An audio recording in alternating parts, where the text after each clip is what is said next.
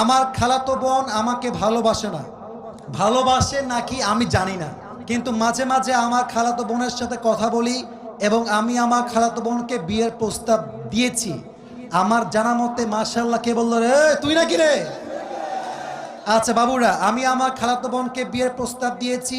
আমার জানা মতে খালাদের ফ্যামিলির সবাই আমাকে পছন্দ করে। আচ্ছা, খালু আমাকে পছন্দ করেন না।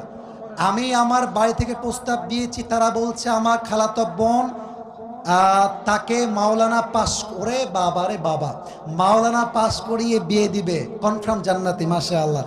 আমি তো চাচ্ছিলাম এখনই বিয়ে করি। আমার জানা মতে আমার খালাতো বোন রাজি।